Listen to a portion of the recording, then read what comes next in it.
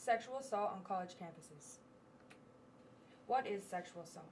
Sexual assault is any type of sexual violence applying force and unwanted sexual activity. It includes unwanted sexual touching and raping, generally defined as penetration of a victim's body against their will. Who is affected? Fraternities and sororities involvement can show more interaction with alcohol, causing a higher risk of sexual activity. It is shown that 33% of sorority women have been raped and 14% have experienced some type of unwanted sexual touching. Helping. Your friends and family and bystanders could always help you if they see a certain situation. But most universities, according to statistics, 125 colleges in the United States have put in their own efforts to stop sexual assault on campuses by having affiliations with CDC's Rape Prevention and Education.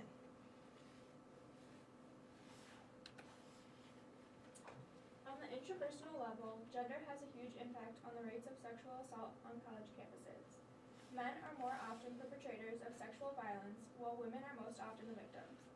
According to Swartout, 11% of college men have committed some form of sexual assault.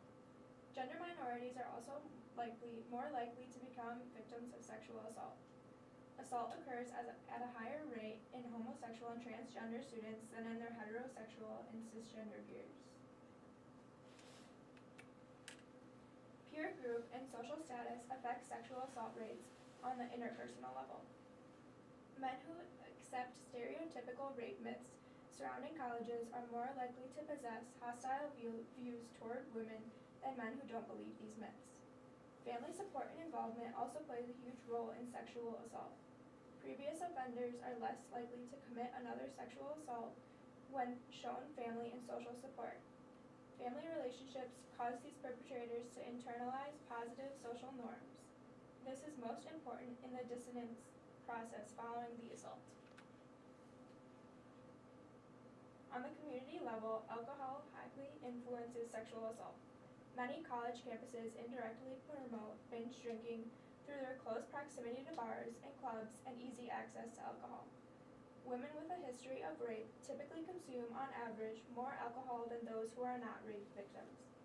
Additionally, women who have had 4 or more alcoholic drinks are at a particularly high rate for sexual assault. College party atmosphere allows sexual predators more opportunity to commit an act of sexual assault.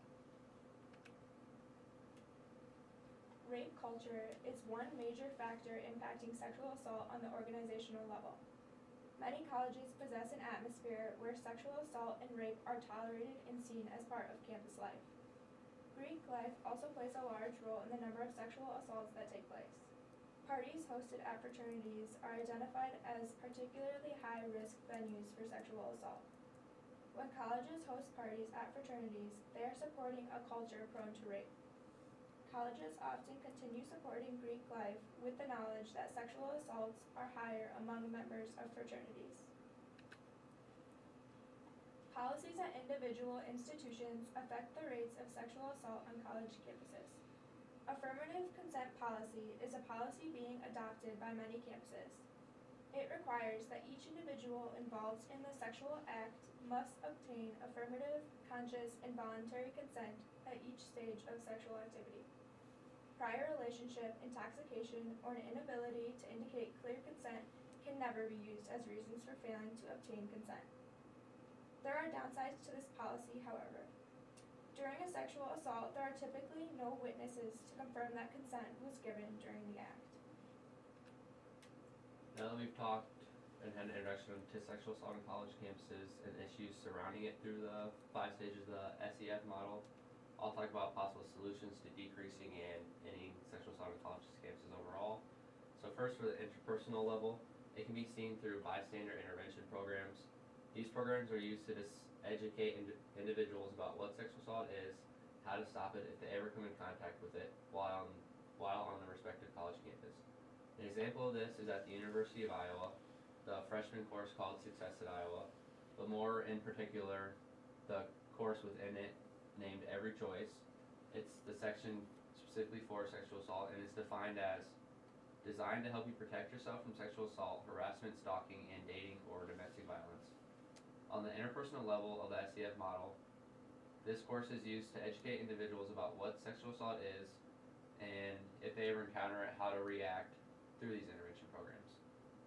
However, all this is a course, there are also bystander intervention programs created to educate other individuals about what to do if they encounter somebody else who is experiencing sexual assault. Next, for the interpersonal level, it can be seen through peer groups. Peer groups can often distinguish whether or not they approve of sexual assault or not. To go along with this, they can persuade friends within the group on whether or not they intervene when they see someone possibly becoming sexually assaulted. And Oklahoma State University researcher John Farber believes that the opinions of many people are often influenced by what their friends believe. Oftentimes, choosing the right peer groups can decide if a person believes that sexual assault is okay to happen in front of them or not, and it will most dramatically affect whether or not they intervene if they see it, no matter how many bystander intervention programs they've taken before. Next, on the community level of the SEF model, it can be seen through a number of different ideas. The Injury Prevention Center of the U.S. recommends that college campuses reduce the amount of outlets available to college students. This is so that it limits the number of places students can go buy alcohol regardless of age. Whether getting rid of bars or liquor stores, anything helps reduce the outlet to college students. Another idea is to reduce the amount of alcohol at frats. They can do this by monitoring the frats when they have parties to see if they have alcohol, and if they do, to put them on probation. An example of this is recently what the University of Iowa is doing. They caught frats and sororities with alcohol, and they're all on probation now. And then lastly, on the community level through the SEF model, is to strengthen law enforcement by the cops and have the university approve their discipline to college drinkers so that sexual assault is less likely to occur.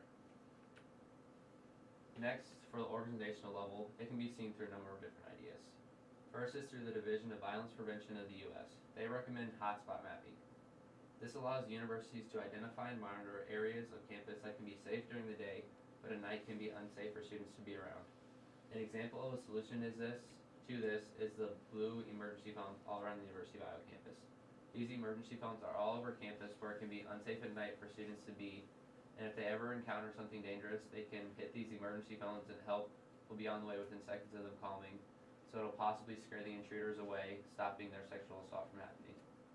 Next, the Division of Violence Prevention also recommends intervention programs for all students, staff, and outside communities that surround the college campus, so that everybody that lives around the college campus is educated and can intervene if they ever encounter somebody possibly having sexual assault occurring to them.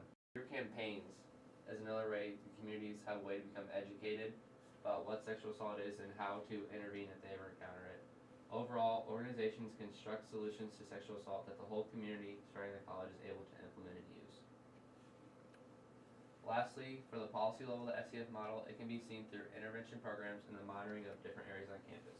The CDC recommends bystander intervention programs for all incoming freshmen on college campuses. By requiring incoming freshmen on each campus to take this class, they all become educated about what sexual assault is, how to recognize it, and how to stop it if they ever need to. Lastly, the Student Affairs Administration of Higher Education wants to start putting fraternities on notice about their parties and how they have so much alcohol. From having alcohol, they believe the frats spike the drinks, causing many people, male or female, to make decisions they wouldn't normally approve of, which ends up causing higher rates of sexual assault. An example of this is Dartmouth University, where they created a hard alcohol ban on frats, and now alcohol is allowed at any type of event, preventing the drugging of drinks occurring, decreasing possible sexual assaults when somebody is either drugged or intoxicated. In conclusion, sexual assault on college campuses has become one of the most important to discuss topics when it comes to talking about the culture of college campuses. Women are the most targeted when it comes to sexual assault, but it is also important to note that minority students, especially those of transgender and non-cisgender groups, experience much higher rates of sexual assault than cisgender students. The effects of sexual assault can be seen at all levels of the social determinants of health, with social norms playing a large part in how sexual assault is perpetrated. But strategies have also been taken at all levels as well.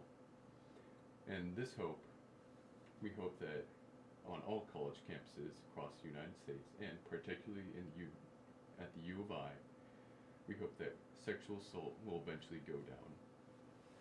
Thank you for watching.